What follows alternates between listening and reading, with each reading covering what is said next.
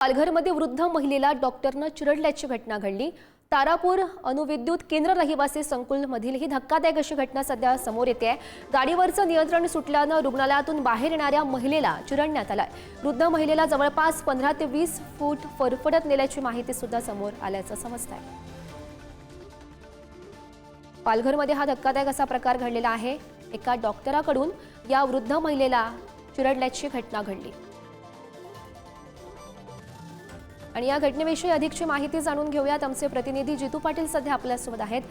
जितू, काय नेमकी घटना आहे? कारण एका डॉक्टरानं वृद्ध महिलेला चिरडल्याचं सध्या समजतंय।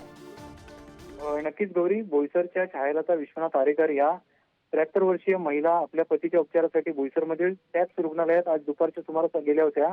मात्र याच वेळी दुसऱ्या टेस्ट सांगितल्याने त्यांना ती टेस्ट 2 तासांनी होतील असं रुग्णालय प्रशासनाकडून सांगण्यात आलं।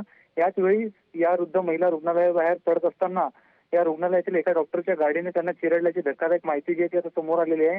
या अपघातामध्ये छायालता विश्वनाथ आरेकर या 73 वर्षीय महिलेचा जागीच मृत्यू झाला आहे।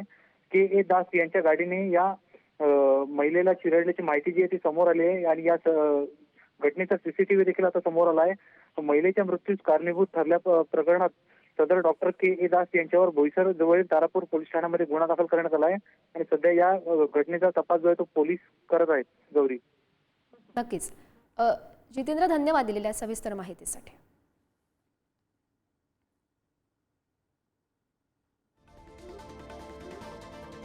तर ही सीसीटीव्हीची दृश्य आपण बघू शकतो। या वृद्ध महिलेला डॉक्टराकडून हे चिरडण्यात आलंय। पोलीस या घटनेचा अधिकचा तपास करतायत। गुन्हा सुद्धा नोंदवण्यात आलाय।